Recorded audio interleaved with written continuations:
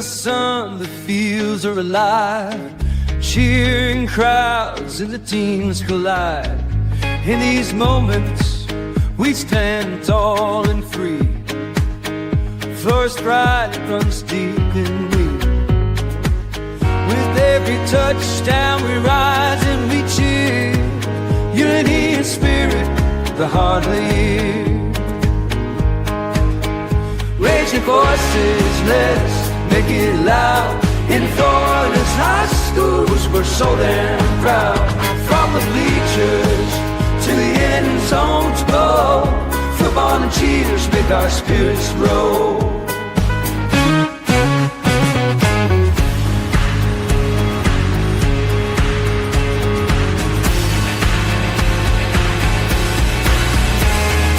Girls in the game, they're fierce and bright. Flag in hand, they give it their might. From every town they bring their dreams. On this field of gold, nothing's as it seems. Together we shine, together we play. In Florida's heart, we own this day. Raise your voices, let's make it loud. In Florida's high schools, we're so damn proud. From the bleachers to the end zones go, football and cheers make our spirits grow. So here's to the game, we'll rise and stand. In Florida's field, ready or die band.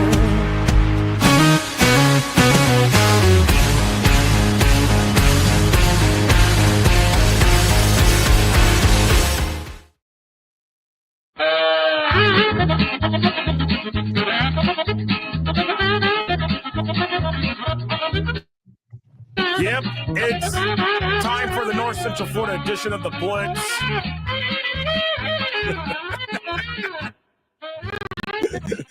Happy FHSAA realignment soapbox day.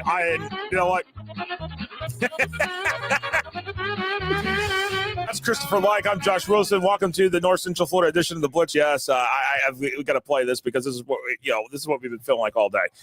Going crazy, feeling like I'm in the Benny Hill show instead. And we should have one of those Blitz after dark parties tonight, Josh. Oh, Lord.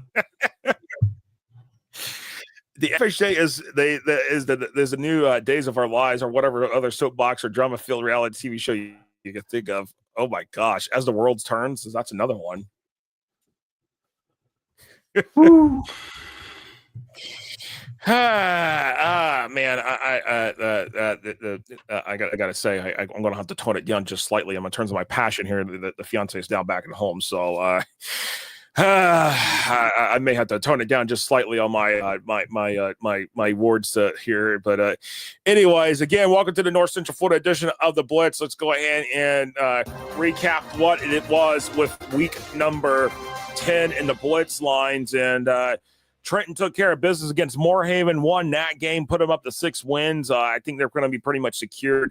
Some of y'all took Hamilton County, and but Fort White blew out Hamilton County and sent Hamilton County a little bit more down the rankings, but not to knock Hamilton County. They have seen some big improvement, but Fort White now 5-4, back in the mix of the championship bracket in rural.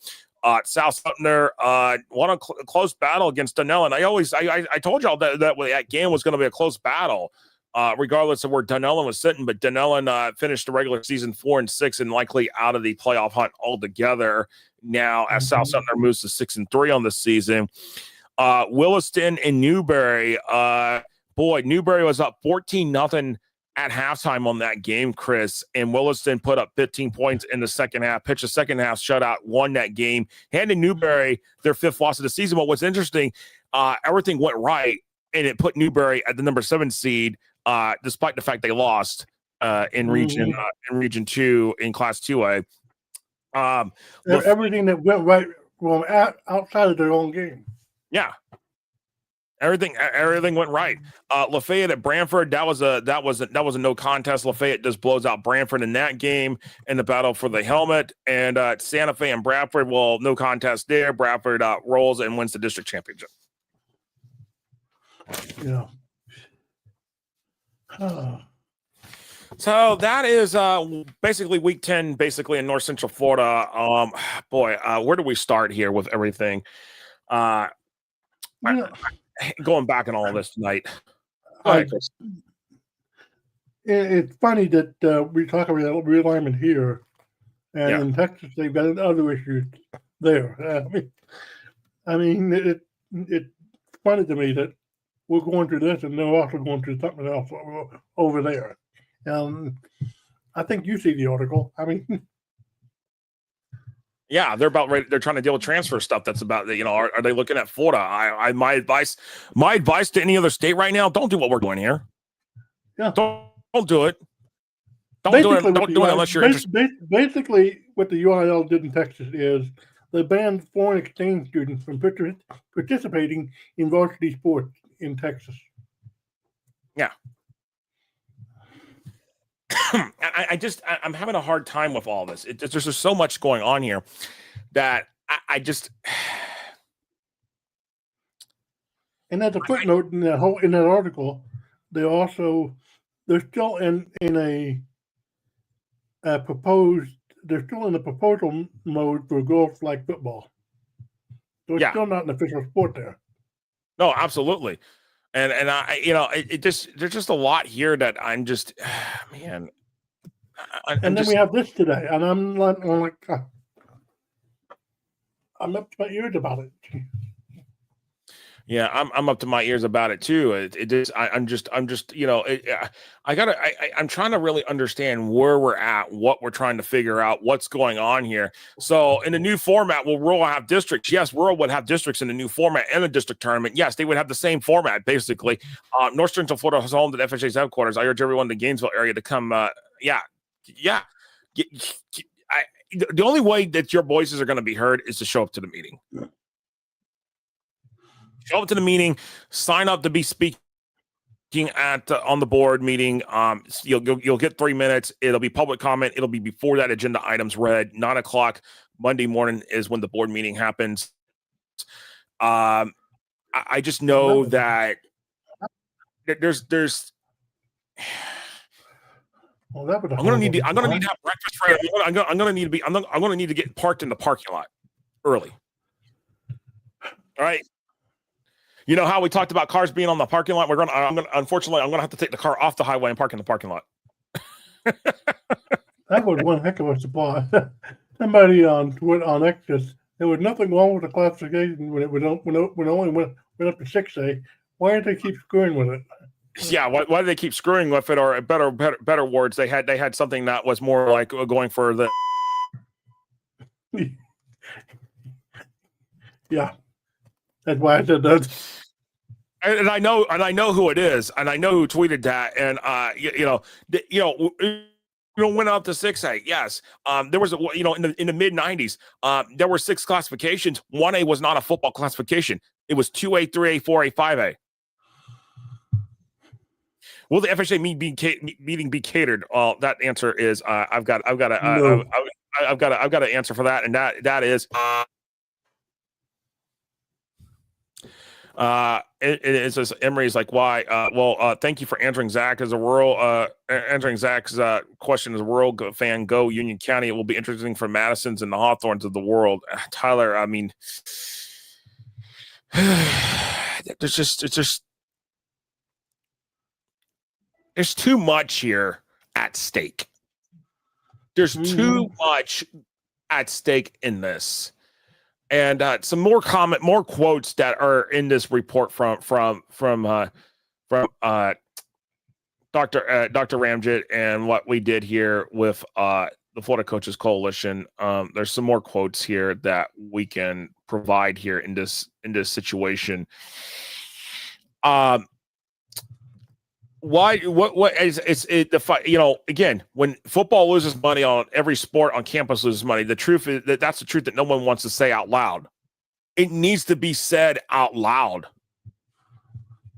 When you mess with the vehicle driver, you mess with the engine.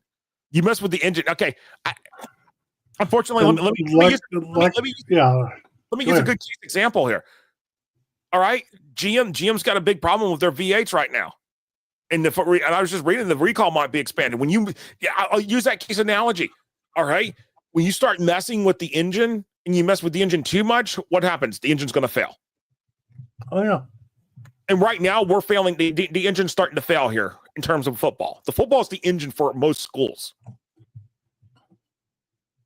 And when football's failing, the rest of the sports in that school is going to start suffering.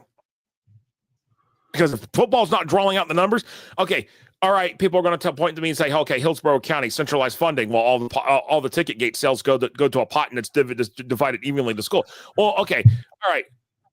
Yeah, go ahead, Chris. Winston James just said, let the district be bigger. Here's the problem with this, Winston. In this proposal, and I quote, you saw it in my tweet in the last show.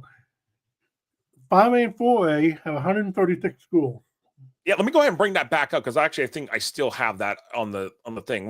That way, y'all have a graphic to look at here. 5A and 4A have 136 schools. You divide that up into 16 districts. That is 8 to 9 teams per district. So you're telling me you're not required to play district opponents. Yeah. But why would you schedule your district opponents when you play them in the district tournament and risk the chance of playing them 3 times? No, absolutely. You're absolutely right. And Emory says no purpose of districts if you're not required to play your district opponents. Bigger district status, the debacle. It is a debacle. It's that we want bigger districts, but you don't want to go too big of districts. You don't want to. A sweet spot is about 6 teams. That's the sweet spot. And for this format, the sweet spot would require 5A and 4A to have 24 districts. And that's not possible. Move some of these teams move some of what would be 3A down into 2A, move some of 4A what would be down into 3A, and then balance out 5A and 4A if we're hell bent on this, which I'm not. Think about that in your head. 24 districts is what the median is for 6 teams in 5A and 4A under this proposal. Emory says, yeah. Emory says, I think they're trying to turn football into basketball and volleyball by suggesting a district tournament. Hunter said, hey, Hunter, good evening to you. Glad to see you here, Hunter. Let this be an example of how afraid teams in this area are of competition. Columbia is coming off back-to-back losing seasons, and they're the only teams that they could get scheduled within an hour of them. If you're going to have bigger districts, you're going to have to go to 12 games. I mean, well, Alachua Prep, bigger districts, 6 is a sweet spot, but you've got to balance the classification numbers out. It doesn't work. Hunter report. And you pull my feet up again, and you'll see that. I mentioned that too. I said the balance between these districts here do not add up. No. And this does not play fair. No. And there you go. It doesn't play fair. I'll let y'all read that. Well, actually, let me see if I can blow that up just a little bit more for y'all. All right, there you go. That's better. See? Winston says they definitely need to have some of the smaller classifications. Yeah, I mean, this whole thing is like, it's, oh, man. man. This is absurd. I mean, you can't. They're not thinking this through. No, there's no thinking this through. There should have been more workshops than one. There should have been meetings being held at the FHSAA offices. There should have been the stakeholders should have been said, hey, let's come in and discuss this. We're not even put this through the football classification committee. The football advisory committee. ADAC has had no word on this. We're sitting at a point here basically is that I can't wait until Monday morning just to hear from the big county athletic directors and even some of the smaller ones that have county athletic directors. I just, and like I said, the reason the schools want autonomy is because of the way the current system is.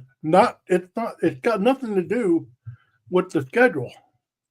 It's got nothing to do with the districts. It's got The everything rankings, to do the with- rankings.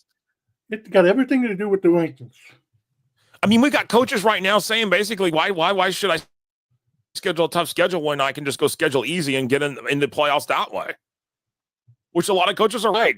I'll go schedule easy, get in, and at 10-0, I'll play a cupcake schedule, and then I'll do it that way. Because what's the point? What's the point of playing a tough schedule? What's the point? Yeah. I mean, what is the point? We're seeing it this year. What's the point in playing that schedule when the district when the strength of schedule doesn't even come into play really? I mean, I'm just so fed up with it. I'm so fed up with what we're dealing with here that it's ad nauseum in a lot of ways, and we're not going to be done with this for we're just getting started here because honestly, it's going to be the talk. It's going to be the talk about over the weekend. You know, no, you're right. They could have contacted UF or Santa Fe for ideas. Could have gone to the college students. Could have, I tried to figure out an idea, but I realize now, thinking if there was any other ideas submitted for this, where are they? Where's the other options? Why is this the only option presented? Mm-hmm.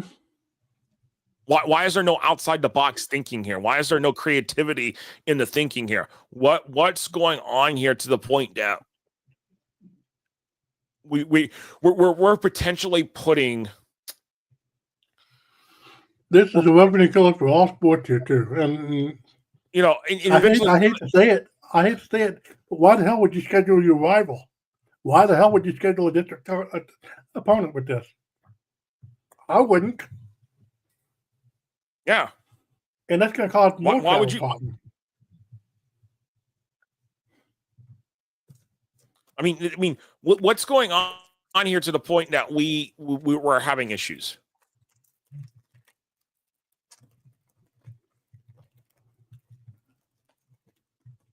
You're creating more travel problem with this problem because you're going to have teams that are afraid to schedule their own district teams.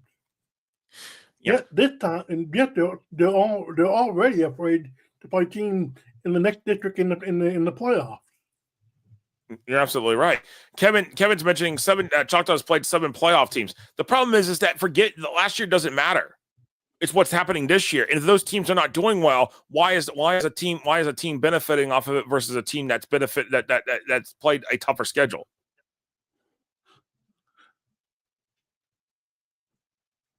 Hunter's right. Choctaw's only played one team that's above 500 at this point. St. Augustine has played more teams that are above 500 right now. And this is not a knock against Choctaw. I think Choctaw's a really good team. That's not a knock on them.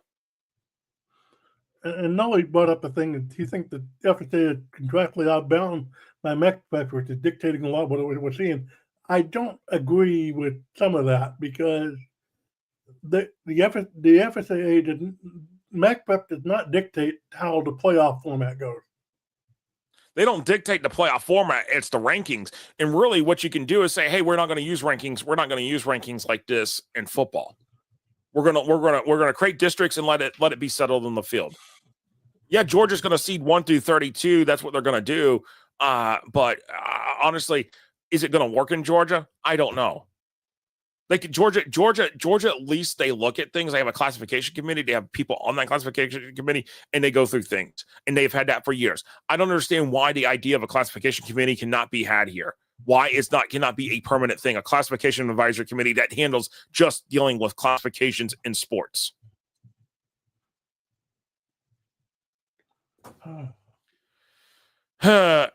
Kevin, they're all playoff teams right now, and I think that Choctaw jumped. No, I think the biggest thing is because 19 spots higher. Yes, you're right, but you know what? Again, why is St. Augustine being penalized for having to play Ridgeview, and they get jumped just because they had to play Ridgeview, a mandated district game like that? If this point, throw the district rankings out the door.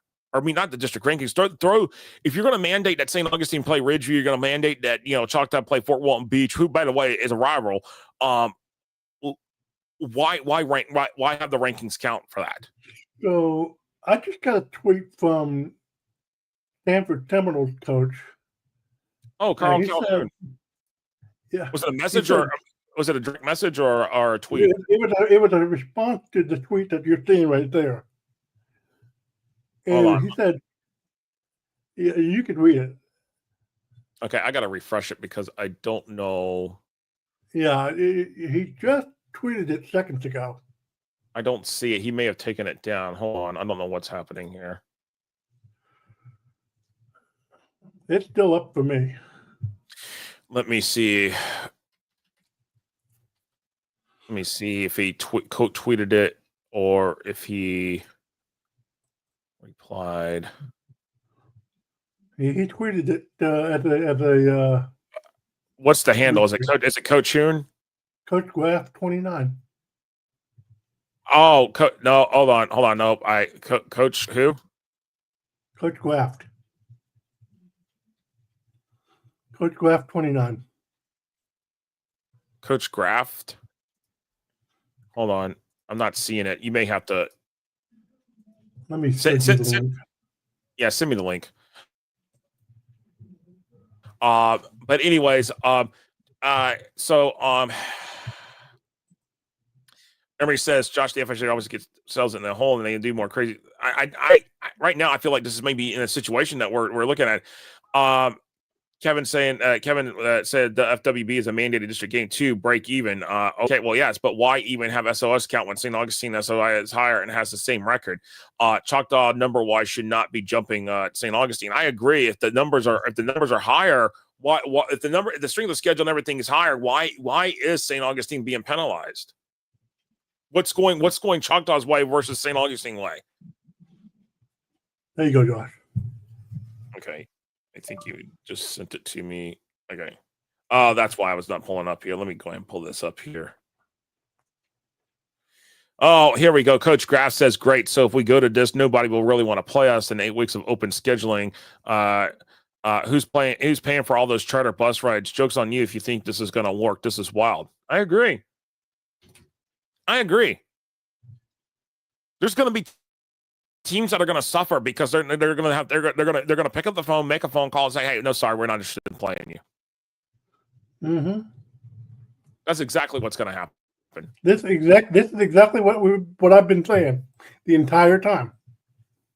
Nobody's going to want to play him here. I'm going to start listing off teams that who's not going to play who. I'm just going to tell you: St. Thomas Aquinas. Oh yeah, Sherman Madonna, Cocoa. Armwood. They're all going to be looking for games. Venice. Mm-hmm. Bowles. Armwood. Columbia. Yeah, I mentioned Armwood. Columbia will be another one. Madison County. They've had. I mean, had they played anybody in rural this year? No, they had to go long distance to get games. The closest opponents were Florida High and Columbia. American Heritage, another one. Yes. We're at a point, we're at a critical conjecture here. I really hate having to beat a dead horse to the ground on this. I really do. But you see Mandarin schedule next year? Mandarin might be another one. Mandarin's another one. But the only thing is we have to keep being vocal at this point. We can't stop. We can't not be quiet on this. No. We're technically we're at the 10th and a half hour here. Going into the 11th. Madison has to play it up in every game. That's true. Pahokie's another one. What's Boca Raton probably is going to be another one now. Oh yeah.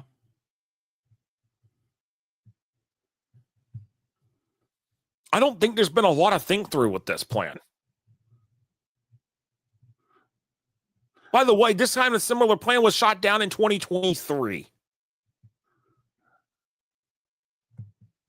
Do I need to remind you of that? You wonder why it was shot down. Because it wasn't going to work. Why is this now being brought back 2 years later? Why was Metro Suburban taken away from us? Metro Suburban Metro Suburban was taken away because the South Florida was crying about not being in the title game in the lower classification. Ellis, yeah, because they couldn't dominate 7 of the eight classifications. That's what it pretty much boiled down to. Ellis said Hawthorne. Hawthorne's another one. By the way, do I need to remind y'all that Hawthorne came into this season with only 7 games on the schedule, the very, very bare minimum to qualify for playoffs? They did pick up an 8th game, but that's it. 8 regular season games. Those kids are getting screwed out of 2 regular season games because they can't find games. Mm-hmm. Hawthorne That's shouldn't what be. I just said, Emma. Emma, you have to project stuff. Hawthorne, yeah. Hawthorne shouldn't have to call Discovery down in Lake Alfred, down in Polk County, and ask them to come up to Hawthorne and to take a beat down. That should never happen. That's too much on Discovery right now, because that's a brand new school. Discovery's not that old of a program. They had pro football. They dropped it for a year. Came back with it. So, but the problem is Discovery. They should not. That should not have happened. All right. Same goes with Bayshore. Hawthorne shouldn't be calling from Bayshore for a game. Bayshore shouldn't be playing Hawthorne. He just tweeted another thing on this thing. Oh, great. We're having.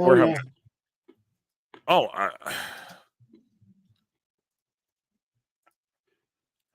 Hold on, let me see what's going on here. Why I can't? Oh, okay, that's why I'm misspelling it on the.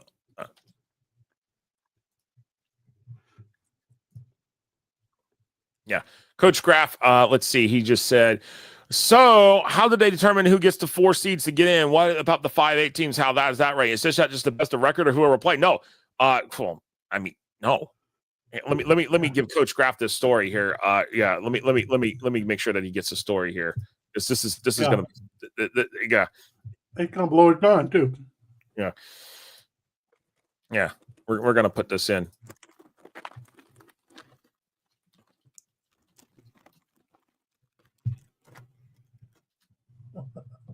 Yep, I'm gonna respond to Coach on this because there's just so much. Man, you're gonna have a lot of teams that it's a revenue killer because. This is not it. This takes away the local rivalries.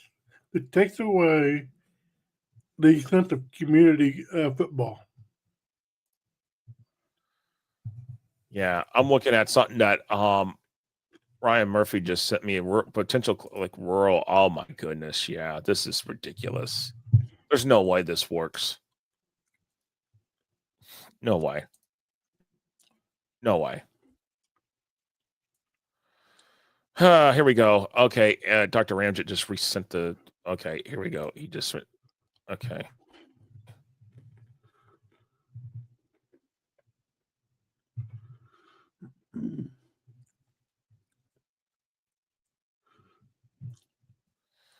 Man. I mean, guys, going for the positive that we're just trying to grasp the reaction at social media too at the same time.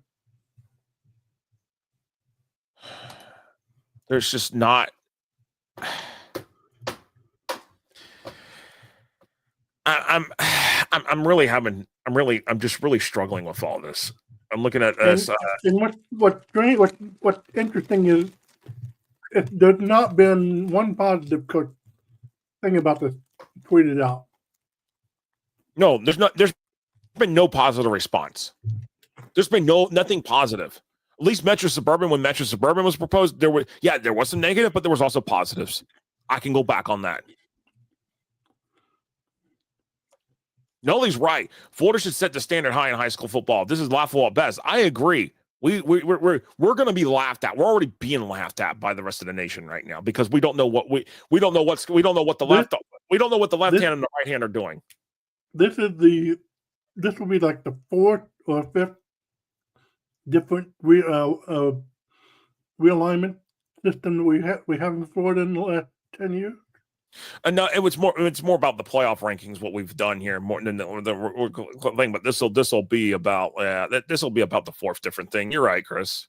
It's actually about it's pretty even right now. This is just it's.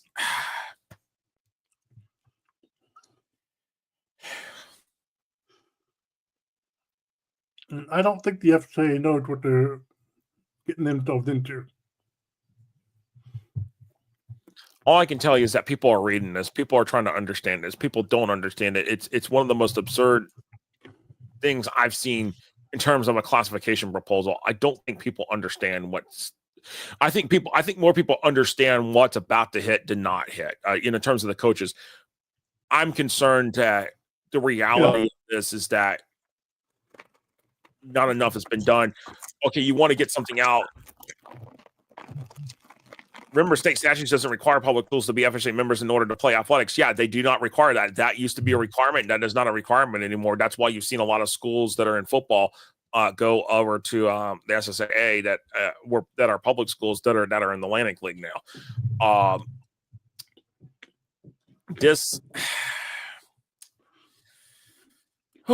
My blood pressure's still up. Mark Cannon, help me out. Yeah. My blood pressure's still up on this because I do. I'm not just a journalist. I'm not just a member of the media. There are options B and C and D. We don't have that. Yeah, they didn't make one. And that's what we expected out of it. I expected more options. I expected some other options, but the fact like that this is the only option. But it seems like Craig Damon and Florida High School Athletics Coach is trying to shove this down everyone's throat. I don't think this is not. You can't shove this down everybody's throat. This is not. Just not been enough vetting here on this. He spoke so positive about this, saying that it increased excitement. This doesn't create excitement. I have not seen one coach say they're excited. Oh, yippee, yippee, joy, joy, give me this.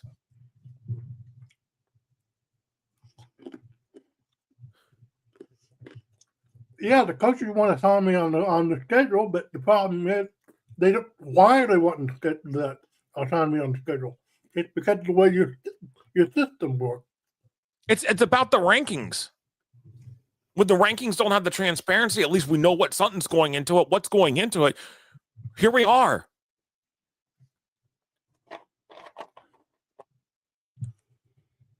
Again.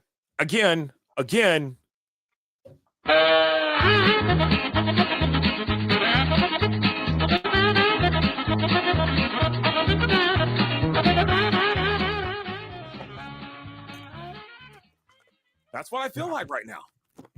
Mm-hmm. I'm gonna feel like this until this vote comes and passes.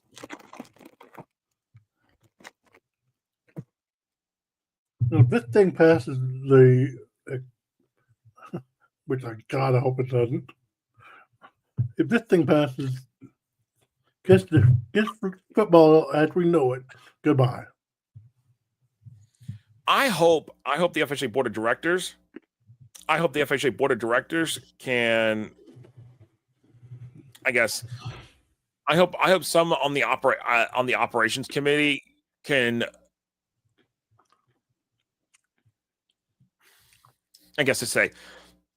I hope the FHA board of directors and the operations committee on Sunday will sit down and basically look at this and be like, no, this is not what we can do. I hope inboxes are filling up. By the way, y'all can. By the way, here's the thing: y'all can email the board of directors. Y'all, your own peace of mind. I say be respectful, be courteous. How y'all feel? Mm-hmm. Y'all do have that right to do that.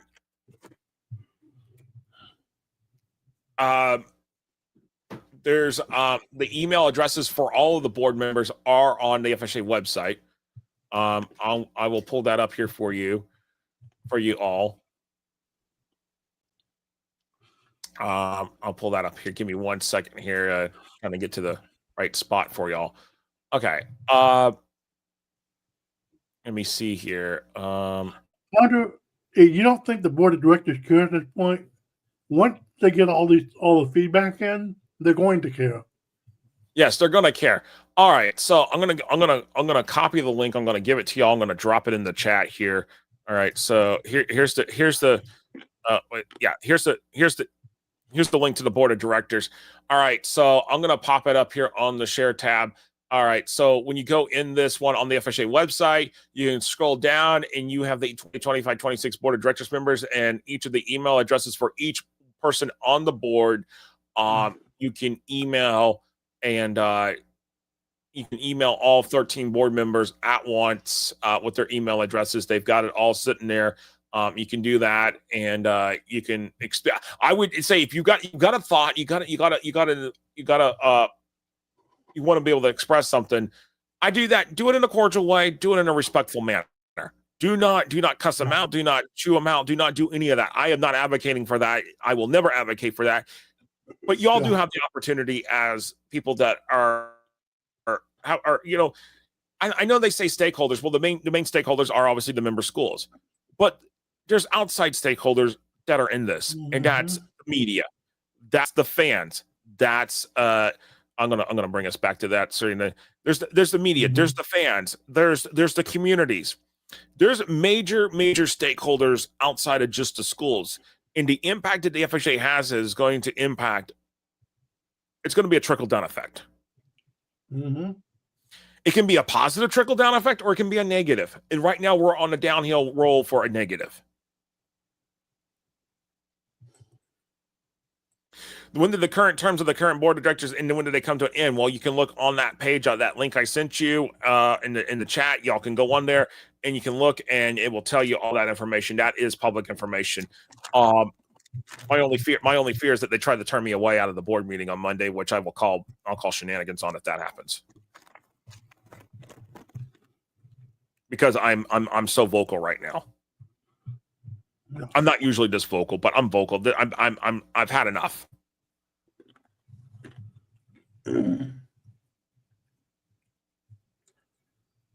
Oh man, I've had enough. Yeah, and we opened the Pandora's box when we went through this morning. Yeah. All right. Well, Chris, let's do something else. Let's because let's do the big thing. Yeah, let's just go ahead and do this because